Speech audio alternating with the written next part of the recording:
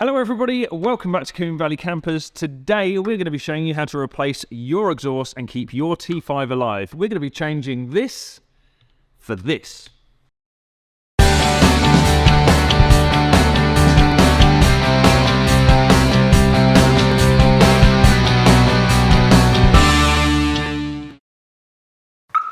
Just want to say thank you to A-Plan Modified Van Insurance for sponsoring this series of Coombe Valley Campers.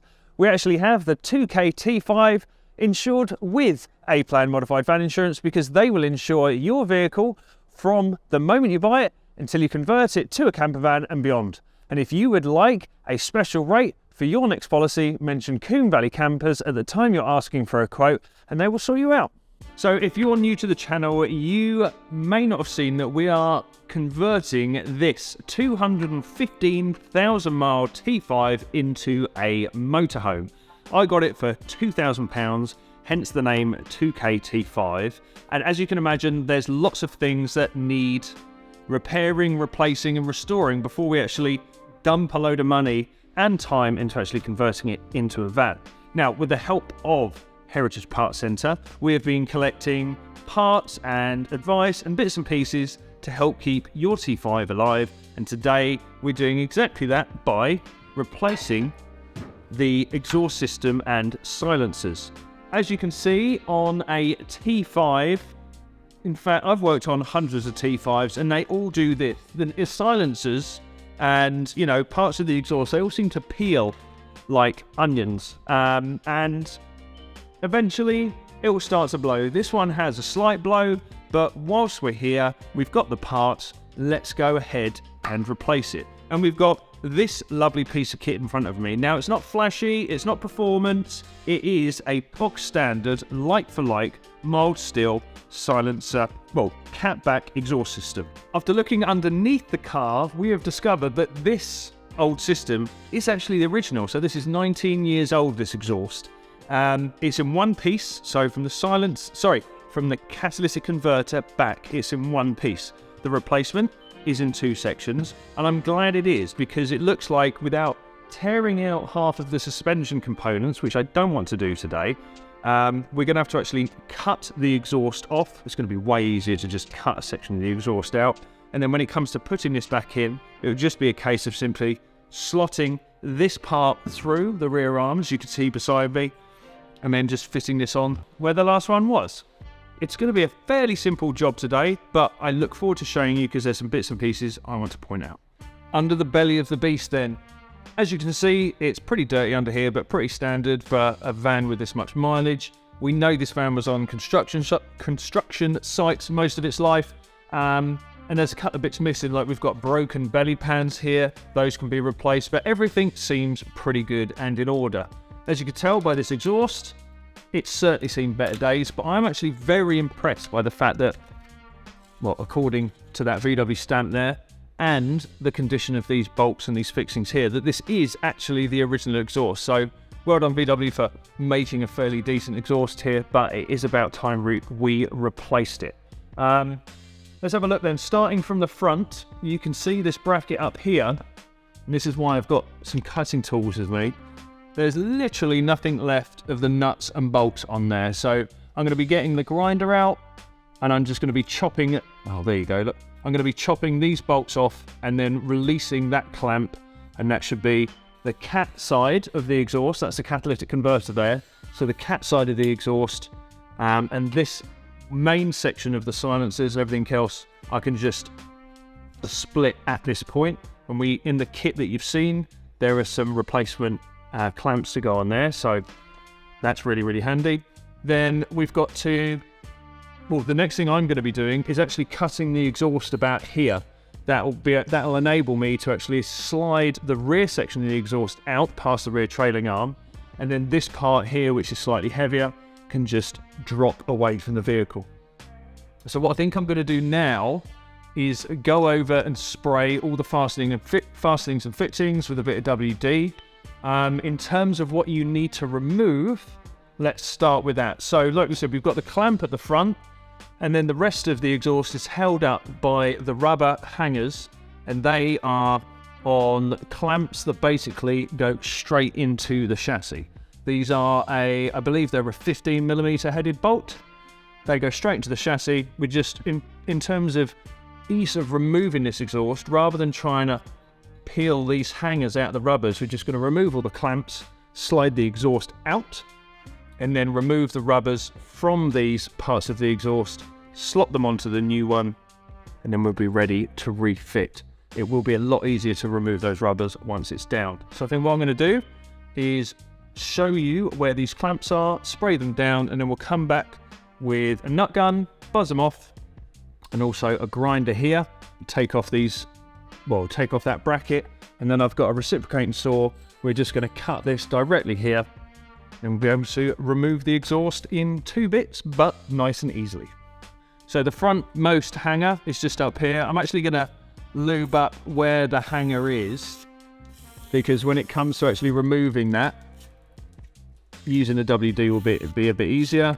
I'm going to soak up the bolts right there. That I'm not even going to bother with, just going to chop that right off.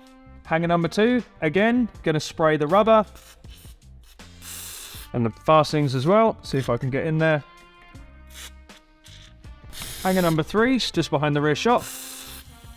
The last hanger is just at the back of the car, just in front of the rear bumper. I'm going to be spraying that bolt, the one at the back, this point here, but if you use the hose for your WD, you can actually get inside of that chassis rail there, and hopefully we can get to the tops of the threads and give it a fighting chance of coming undone in one go. Make sure to wear as much PPE as possible, or at least the appropriate PPE for the job you're doing. I've got 4.5-inch grinder here, and I'm just going to try and take off as much of this bolt as possible, rather than trying to undo it. There's absolutely no point. The bolts and nuts are useless anyway, and then with a bit of luck, that clamp should just spring open, and then this part of the exhaust will be free.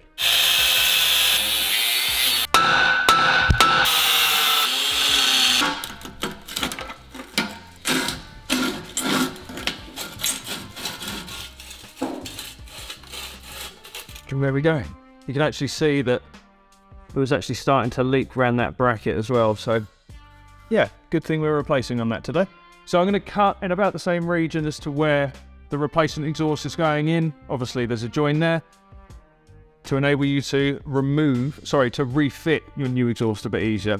So you've got one section and then 2. So using my reciprocating saw with a fresh blade, I'm going to bust straight through that, and then we'll go ahead and remove that part.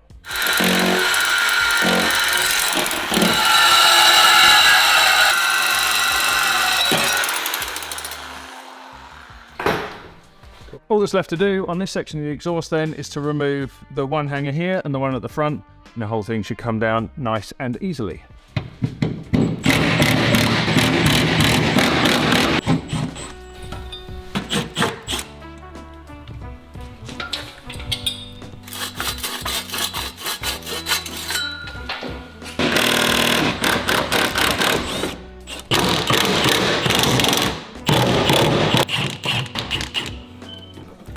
There we go.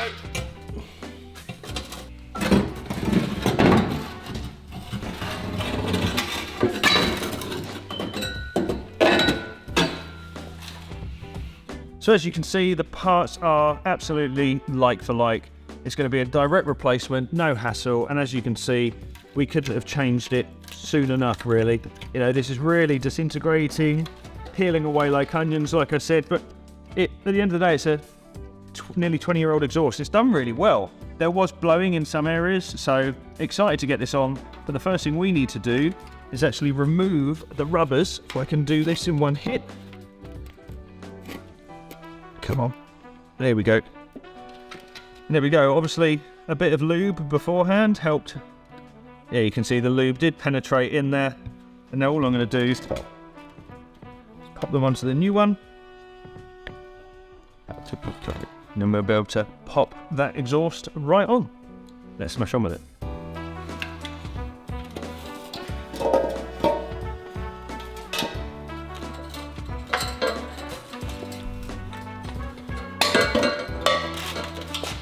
If you find that the exhaust hangers, the rubbers themselves, are broken or beyond repair, Heritage do sell this rubber and the rear. It's actually very convenient that there's 3 types of this rubber, 1, 2 and 3. and then you've got the rear rubber section that's available as well. So there is all the parts available. That's as well as these clamps. This part in particular is sold as the rear silencer for a 1.9 TDI, which this van is. This is sold as the front silencer. I said that right, didn't I? Rear silencer, front silencer, the clamps, and then the hangers if you need them also. So we're now going to go on and fit the exhaust on the van. But before I do that, I think I'm just going to clean up the mating surface of the front part of the exhaust that's still on the van. Give that a quick clean with a wire brush or some Scotch-Brite, whatever it is you have to hand. Clean that up, so when it comes to slotting onto this section of the exhaust, it's a good surface. It hasn't got any carbon build-up, any rust, anything like that. We'll probably slide this onto this section or the front section. Haven't quite decided yet. More so, I think more than likely we'll put it on the front section, slot this on without any interference or, you know, any clamping from this bit. We'll then make sure it's held up into place loosely. We won't button anything tight just yet. And then we'll feed this section through, feed it onto this exhaust, make sure everything's fitting and in place, button everything up, then we can start the engine.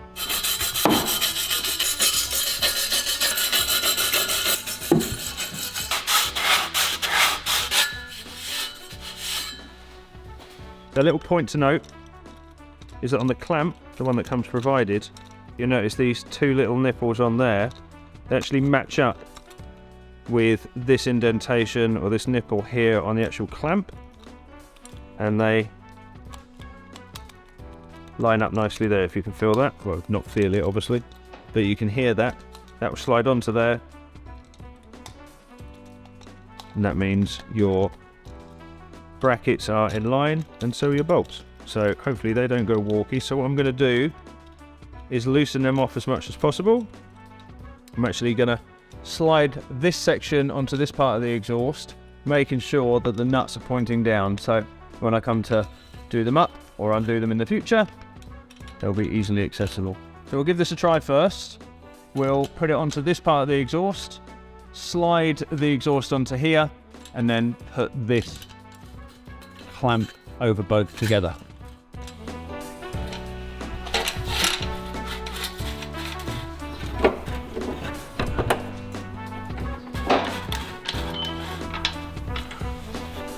Now that section's all nice and in, as you've noticed, I've kept it nice and loose. All the bolts are in, just to cut the threads. I haven't clamped anything up yet at all. Going to get the rear section now, feed it through the chassis, put the clamp over this section, so when I slide it on, the clamp can go straight on there.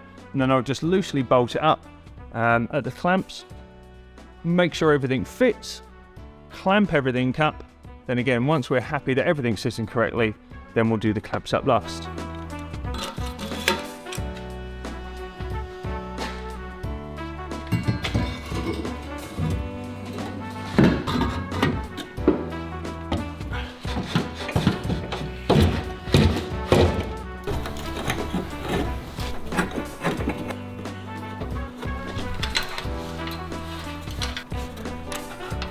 We now have the rear section mounted to the front section. Clamps are on and in place. They're lining up nicely with the front of this part here and this part here. So when the clamp applies pressure, it's sealing right at the join. We've done the same with the front one. Everything is finger tight in terms of the clamp so far. So what I'm going to do now is make sure they're all aligned, button them all up. And once all the hangers are tight, then I can go ahead and maybe twist this, twist the rear silencer, make sure it's all aligned, and then when I'm completely happy, button up all the clamps, call it done.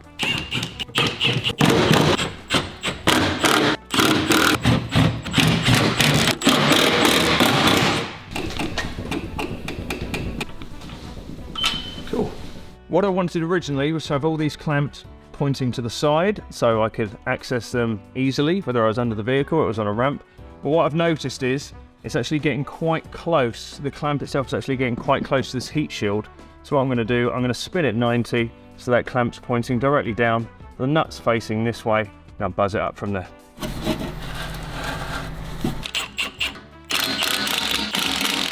So, all done. I think that is something you can certainly do at home, on the drive, maybe even with a couple of mates. You just need the appropriate tools. Yes, we're doing on a nice shiny ramp, but that's mainly so we can show you what goes where and how it all comes apart, how to put it back together really.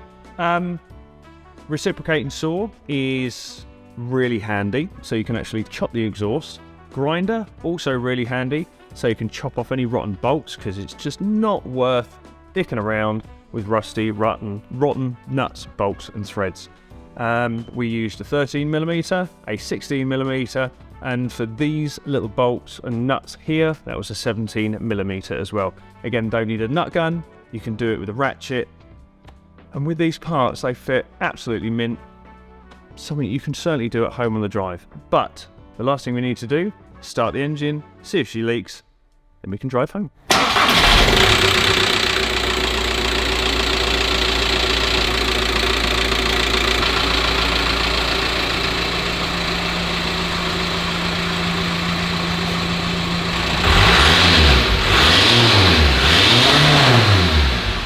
There we have it.